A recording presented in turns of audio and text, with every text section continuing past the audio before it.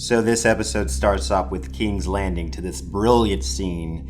You see everyone getting dressed, and Cersei's got a new costume that looks pretty cool. It's time for Loras's trial, so they take him to the Sept of Baelor to be judged before 7 Septons. He ends up confessing his terrible crimes of being gay, and then decides to offer himself to the faith.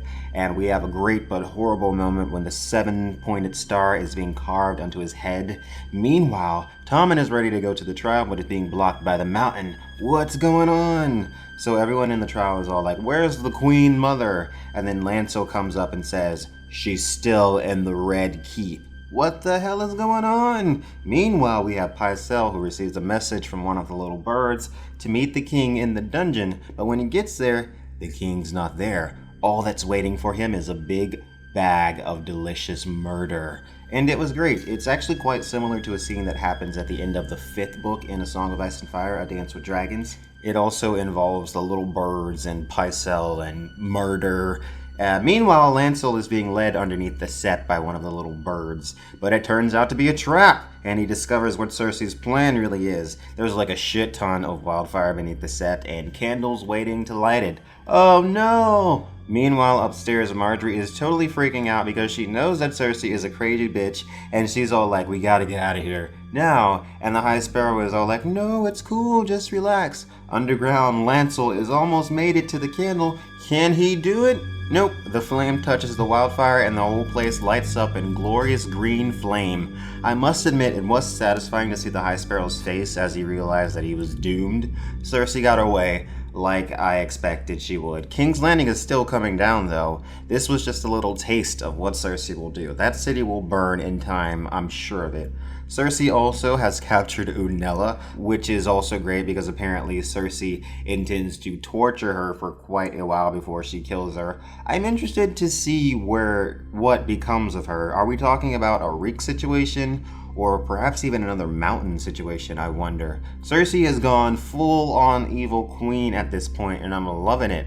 And now that poor, weak Tommen has met his fate, Cersei really doesn't love anyone anymore, except for maybe Jaime. And judging by the end during that badass crowning scene, which I also loved, Jaime isn't too happy with what she's done. I'm sure he likely blames her for Tommen's death, which it is totally her fault in every single way. It's one thing to love your children, and it's another thing entirely to protect and care for your children. She failed on that point, at least. Sam and Gilly finally arrive at Old Town, which, if you look at a map, is like right beside Hornhill. You know, the place that he just left, the place where he stole the Valyrian sword Heartsbane from, and he also told his father that he was going to the Citadel. So his father has to know where he is, and he has to come looking. I mean, that's their ancestral sword. By the way, I'm calling it Heartsbane has got to be a reference to Azor Ahai. He stuck his sword through the heart of the woman he loved most. In Sam's case, this would be Gilly. It was only after this sacrifice that Lightbringer was born. Sam is at the Citadel now. It's one of the largest and oldest libraries in the world, and there are books there from before the doom of Valyria. And Sam is there for a reason, and it has to be to learn some important information about how the White Walkers were defeated last time, or perhaps how to make Valyrian steel, or some information that will be crucial to winning the wars to come. The library looked beautiful, by the way. I would have had the same reaction as Sam. Library goals, totally. So the Onion Knight is throwing a hissy fit over Princess Shireen, and Melisandre basically says, what do you want me to say? I was wrong. And Davos is like, oh well, look how many people have died because of your mistakes.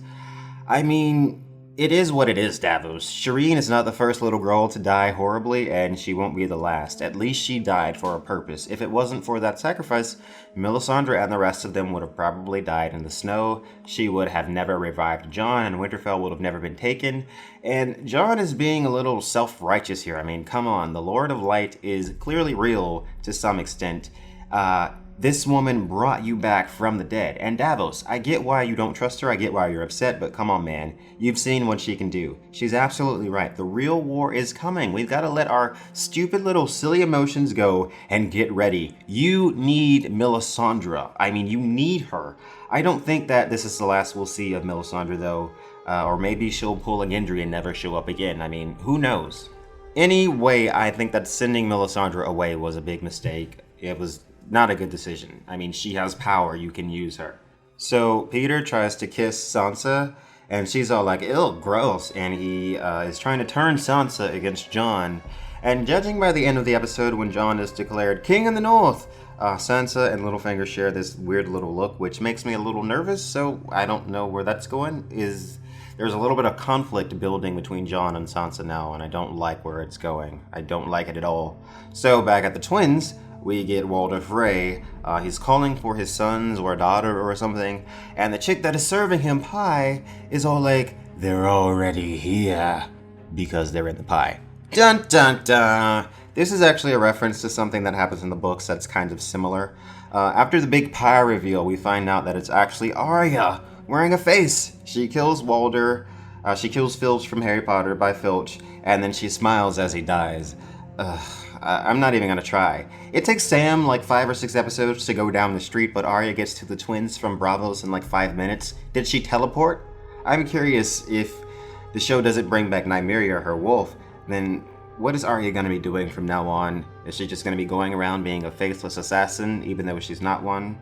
But she is because she's wearing faces, but she's not because she's Arya Stark. But I thought that the most important bit of it all was that you had to be no one before you could become someone else. I'm so confused. Whatever, let's move on. Ugh, no. God, why? Why, God, please, no. I guess it was cool to see Lady Olenna talk shit to the Sand Snakes. I just can't take Dorne. I can't take Dorne. Fuck it. Fuck this fucking shit. Vengeance. Justice. Fire and blood. That's Doran Martell's line from the end of A Feast for Crows. How dare you, HBO? How dare you? If you're going to kill the character, then let him rest in peace. Don't give his lines to lessers. Also, I guess Varys is now part of the Teleportation Club because he jumped from Dorne to Slaver's Bay.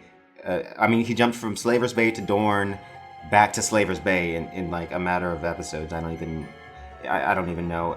But at the same time, we can't tell when certain events are happening, so we don't really know. But remember, look back to episode 1.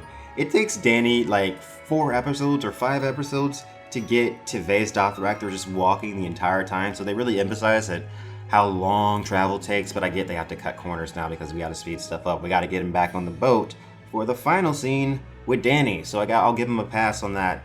So in the final scene, we see that everyone is on boats and they're ready to conquer Westeros. The dragons are flying around. To me, it doesn't seem like Cersei really has a chance against Daenerys. She's too strong at this point. She's got Dorne, she's got Highgarden, she's got the Dothraki Eye, the Unsullied, the Ironborn are coming soon. When Cersei realizes that she's screwed, the whole city shall burn with her. But until that happens, I'm excited to see the evil Queen Cersei and her reign of terror on King's Landing and all of Westeros, I hope.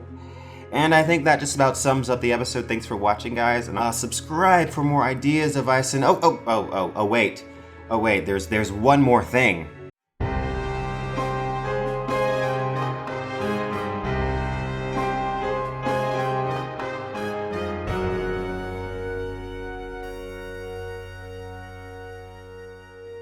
Looks like Jon Snow is actually a Targaryen, so yeah, that happened. Peace out, guys. Make sure you like this video for more ideas of Ice and Fire.